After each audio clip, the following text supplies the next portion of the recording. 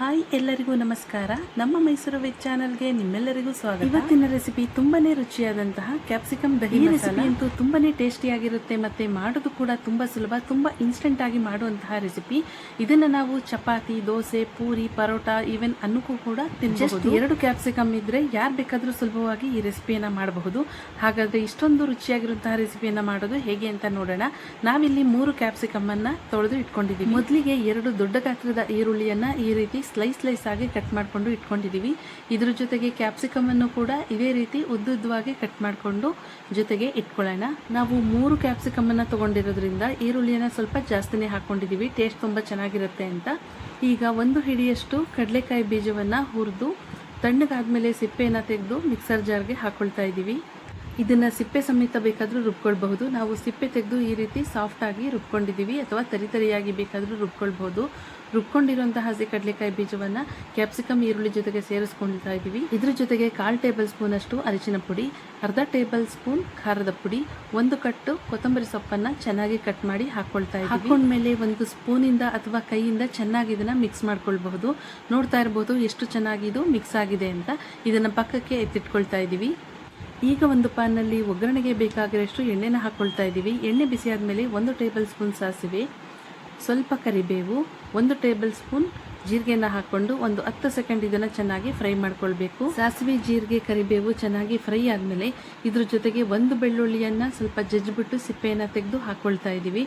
ಬೆಳ್ಳುಳ್ಳಿಯನ್ನು ಹಾಕ್ಕೊಂಡಷ್ಟು flavour ತುಂಬ ಚೆನ್ನಾಗಿರುತ್ತೆ, taste ಕೂಡ ತುಂಬ ಚೆನ್ನಾಗಿ ಬರುತ್ತೆ. ಇದನ್ನು ಕೂಡ ಒಂದು 10 ಸೆಕೆಂಡ್ ಚೆನ್ನಾಗಿ ಫ್ರೈ ಮಾಡ್ಕೊಳ್ತಾ ಇದ್ದೀವಿ. ಈಗ ಚೆನ್ನಾಗಿ ಫ್ರೈ ಆಗಿದೆ.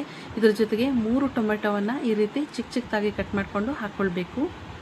ಟೊಮೆಟೊನ ಹಾಕ್ಕೊಂಡು ಮಿಕ್ಸ್ ಮಾಡ್ಕೊಂಡ್ಮೇಲೆ ಸ್ವಲ್ಪ ಉಪ್ಪನ್ನು ಸೇರಿಸ್ಕೊಳ್ತಾ ಇದ್ದೀವಿ. ಉಪ್ಪನ್ನು ಸೇರಿಸ್ಕೊಂಡು ಫ್ರೈ ಮಾಡ್ಕೊಳ್ಳೋದ್ರಿಂದ ಟೊಮೆಟೊ ತುಂಬ ಬೇಗನೆ ಸಾಫ್ಟ್ ಆಗುತ್ತೆ. ಟೊಮೆಟೊ ಸ್ವಲ್ಪ ಸಾಫ್ಟ್ ಆಗೋವರೆಗೂ 3 ನಿಮಿಷ ಚೆನ್ನಾಗಿ ಇದನ್ನು ಫ್ರೈ ಮಾಡ್ಕೊಳ್ಬೇಕು. ನೋಡ್ತಾ ಇರಬಹುದು ಟೊಮೆಟೊ ಚೆನ್ನಾಗಿ ಸಾಫ್ಟ್ ಆಗಿದೆ. ಈಗ ನಾವು ಮಿಕ್ಸ್ ಮಾಡ್ಕೊಂಡಿದ್ವಲ್ಲ ಈರುಳ್ಳಿ, ಕ್ಯಾಪ್ಸಿಕಮ್, ಆ ಮಿಶ್ರಣವನ್ನು ಸೇರಿಸ್ಕೊಳ್ತಾ ಇದ್ದೀವಿ. ಸೇರಿಸ್ಕೊಂಡು ಚೆನ್ನಾಗಿ ಇದನ್ನು ಮಿಕ್ಸ್ ಮಾಡ್ಕೊಳ್ಬೇಕು. ಹಾಗೆ ಒಗ್ಗರಣೆನಲ್ಲೇ ಒಂದು 2-3 ನಿಮಿಷ ಸ್ವಲ್ಪ ಈರುಳ್ಳಿ ಮತ್ತು ಕ್ಯಾಪ್ಸಿಕಮ್ ಸಾಫ್ಟ್ ಆಗೋವರೆಗೂ ಇದನ್ನು ಫ್ರೈ ಮಾಡ್ಕೊಳ್ತಾನೆ ಇರಬೇಕು.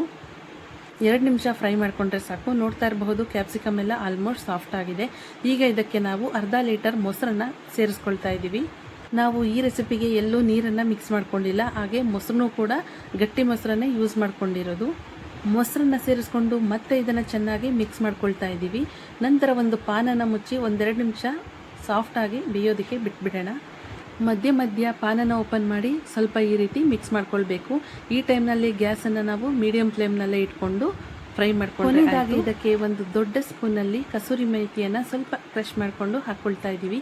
ಕಸೂರಿ ಮೇಥಿಯನ್ನು ಹಾಕ್ಕೊಳ್ಳೋದ್ರಿಂದ ಟೇಸ್ಟ್ ತುಂಬಾ ಚೆನ್ನಾಗಿರುತ್ತೆ. ಮತ್ತೆ ಪಾನನ್ನು ಮುಚ್ಚಿ ಮೀಡಿಯಂ ಫ್ಲೇಮ್ನಲ್ಲಿ 1 ನಿಮಿಷ ಕುದಿಸ್ಕೊಂಡ್ರೆ ಆಯಿತು.